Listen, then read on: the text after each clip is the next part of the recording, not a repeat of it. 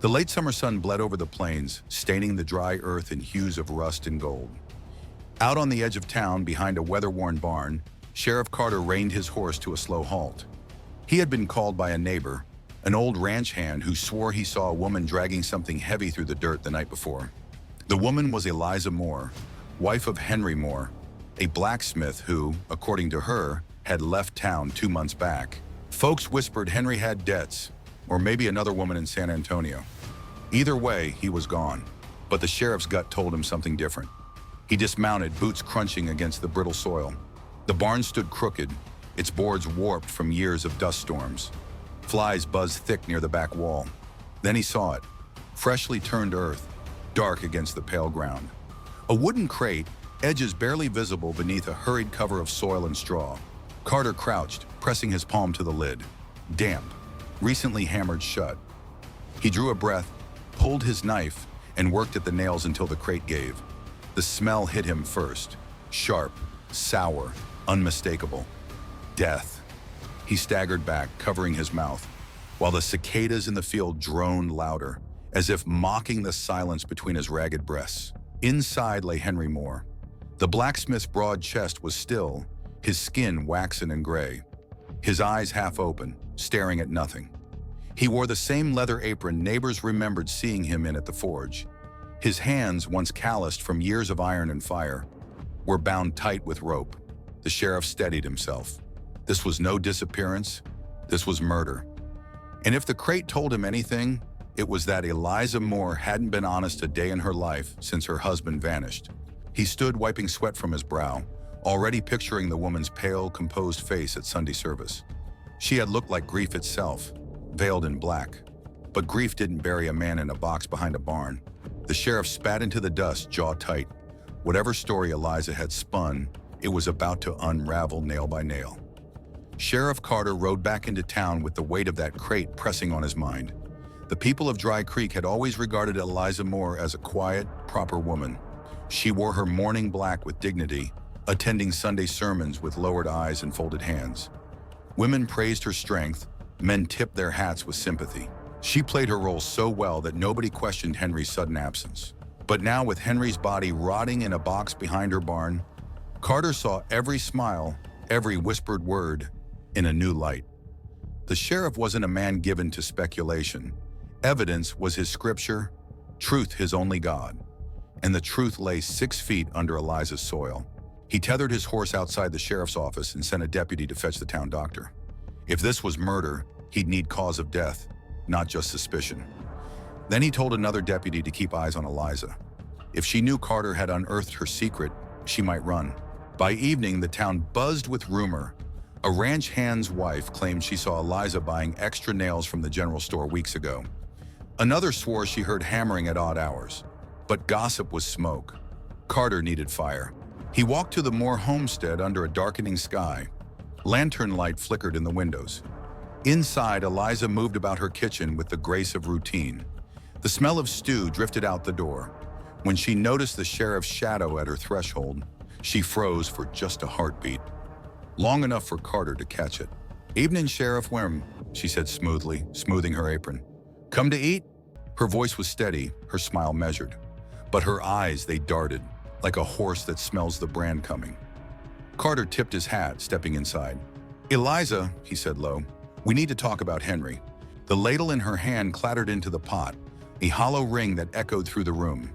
The kitchen went silent, except for the bubbling of stew. Sheriff Carter stood square in the doorway, his broad shoulders filling the frame. Eliza Moore kept her back straight, chin lifted, but her hands trembled as she retrieved the fallen ladle. "What about Henry?" she asked, her voice careful, almost rehearsed. Carter pulled out a chair and sat, boots heavy on the wooden floor. He set his hat on the table between them, eyes fixed on her like iron on a forge. "You told this town he left for San Antonio. But I just came from your barn, Eliza. Henry didn't make it past your back door." The color drained from her face. For a moment, Carter thought she might faint, but instead, she pressed her lips into a thin line, the way a gambler might when he knows his cards are bad but refuses to fold. "I don't know what you think you found," she whispered. "I found your husband," Carter replied coldly. "Bound. Buried in a crate like some animal." And I reckon you know how he ended up that way. Her composure cracked. She gripped the edge of the table, knuckles white, breath shallow. Then just as quickly she gathered herself, forcing a faint smile. "Sheriff, you must be mistaken. If Henry's dead, then somebody else put him there." Carter leaned forward, voice dropping to a growl. "That barn's yours. That hammer's yours. Those nails, bought by you. And the hands that carried him out there, small enough to belong to a woman." The silence pressed down like a storm about to break. Outside, a gust of wind rattled the shutters. Eliza's eyes flicked toward the window, then back to Carter. He caught the flicker of something. Fear, yes, but also calculation. He knew then that Eliza wasn't just hiding guilt. She was hiding something bigger. Before Carter could press her further, a knock thundered on the door. One of his deputies stood outside, face pale, lantern shaking in his hand. "Sheriff," he stammered, "you'd better come quick. We found something else." Sheriff Carter rose from the table, leaving Eliza frozen in her kitchen. The deputy's urgency told him this wasn't just another rumor. He followed the young man out into the night, boots thudding against the packed dirt road. Eliza trailed behind them, her lantern swaying, casting long, jittering shadows on the ground. They rode out past the barn to the creek that cut through the edge of the property. The deputy pointed his lantern toward a tangle of reeds by the water. There, half buried in mud, lay a burlap sack. Its seams strained, dark with rot. The stench rolled off it before Carter even knelt to look closer. "Go on, open it," Carter said grimly. The deputy hesitated, then tugged the sack apart. Out spilled a mess of bones and cloth, too small to be Henry Moore's. A pair of cracked leather boots slid free, the kind a boy might wear. Carter's jaw tightened. Inside the sack was the shriveled body of a young man, no more than 17. The deputy gagged, stumbling back. "Good Lord, this ain't Henry. Who is it?" Carter's eyes flicked to Eliza. Her face was ghost white, eyes wide as if she'd been struck. For the first time that night, she seemed truly shaken. Her lips parted, but no words came.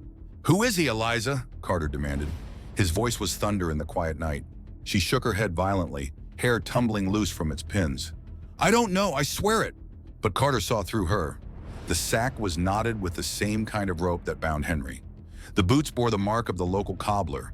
Whoever this boy was, he hadn't wandered from far away. The sheriff stood, the lantern's flame catching the steel in his eyes.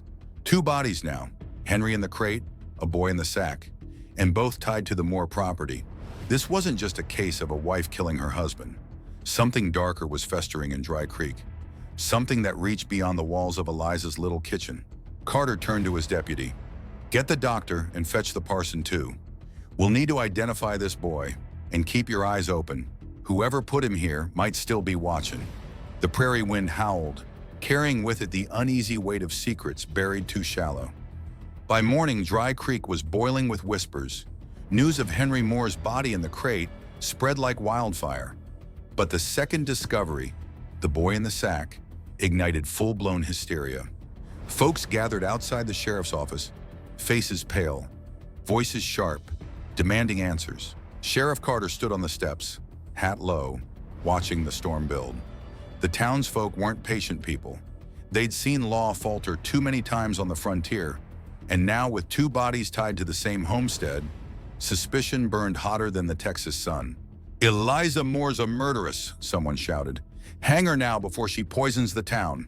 Others murmured in agreement, though a few clung to disbelief. Eliza, standing between two deputies, looked like a ghost herself, eyes red-rimmed, dress wrinkled from a sleepless night. She shook her head over and over, whispering, I didn't. Carter raised his hand for silence. "There'll be no lynching in my town. Henry Moore's death is under investigation. As for the boy, he'll be identified proper. Justice comes through law, not rope." But his words only cooled the crowd a notch. Behind their eyes was the old hunger, the frontier kind, where blood demanded blood. Carter knew he had to work fast, or the town would take matters into its own hands. Inside his office, the doctor bent over the sack's contents, lantern light flickering across the withered form. He glanced up at Carter with a grim nod. "Whoever this boy was, he's been dead longer than Henry. Weeks, maybe months. Cause of death? Hard to say, but look here." He peeled back the rotted shirt, revealing bruises still faintly visible on the ribcage. Blunt force. Beaten, most likely. Carter's gut turned. Another killing. Another secret. And all of it pointing back to Eliza's land. He turned to her, studying the hollow in her cheeks, the tremor in her hands. "You're gonna tell me who that boy was," he said, voice low but steady. Eliza's eyes brimmed with tears. For the first time, her voice cracked with something that wasn't practiced calm, but raw fear. "He wasn't supposed to be here," she whispered. "None of this was supposed to happen." The room went still. Carter knew then, Eliza's story ran deeper than a jealous wife's rage. And if he didn't dig fast, the whole town might bury the truth in violence before he reached it. Eliza sat at the edge of the sheriff's desk, her black dress swallowing her frame. Her hands twisted in her lap, fingers pale and bloodless. Sheriff Carter leaned against the wall, arms crossed, waiting. Outside, the rumble of townsfolk still pressed against the office walls like a storm at sea. Finally, Eliza spoke, her voice low and broken. "The boy, his name was Samuel," she whispered. "He came from the edge of the valley, worked odd jobs. Henry hired him at the forge, said he had a strong back for his age." Carter's jaw tightened. He remembered the boy, quiet, quick to smile, always running errands between the blacksmith shop and the saloon stables. Folks liked him. Nobody ever asked where he came from. Eliza's gaze dropped to the floor. One night, there was drinking. Henry and Samuel. They argued. Henry had a temper. "You know that, Sheriff. He could be cruel when the whiskey took hold." Her voice wavered, tears streaking down her face. "Henry beat the boy, beat him until he didn't get up. I screamed, begged him to stop. But by the time Henry realized, Samuel was gone." The room went cold. Carter let the silence stretch, the truth sinking in heavy as iron. "And the sack," he pressed. Eliza nodded, shame burning in her eyes. "Henry made me help. We wrapped him, dragged him to the creek. I prayed, maybe nobody would find him. But the smell, it never left me. I couldn't eat, couldn't sleep." Samuel's face haunted me. Carter studied her closely. This wasn't the cold-blooded confession of a murderer. This was a woman crushed under the weight of someone else's violence. But Henry was dead too. "Tell me about Henry," Carter said, voice steady as stone. Eliza's eyes flickered, pain twisting her mouth. She opened them again, wide and dark, as if staring back into the night she could never escape. "I didn't mean for it to happen," she whispered. "But after Samuel, I couldn't look at Henry the same. I couldn't forgive him. And when he raised his hand to me," her voice broke, "I struck first." The sheriff felt the air shift. 2 deaths tangled in fear and fury. A boy beaten by a drunk blacksmith, a husband buried by the wife he terrorized, and a town outside, hungry for vengeance, not truth. Sheriff Carter stayed silent, the weight of Eliza's words pressing down like a millstone. 2 deaths, bound together by violence inside one household. He paced slow across the office floor, boots echoing against the wood. Eliza kept her eyes lowered, as though the truth itself was too heavy to carry any longer. Outside, the mob swelled louder. Fists banged on the door, voices rose in fury. "Hang her! Justice for Samuel! Justice for Henry!" Carter slammed his hand against the wall. "Quiet out there," he barked, but the voices only dimmed a notch. Dry Creek was a tinderbox, and one spark would set the town ablaze. His deputy looked pale, sweat beading on his forehead. "Sheriff, we can't hold him much longer. If we don't do something, they'll drag her out themselves." Carter turned back to Eliza. Her face was hollow, streaked with tears, but there was no denial left, only a weary acceptance. "If they want me dead," she said softly, "let them. I've been dead inside since that night at the forge."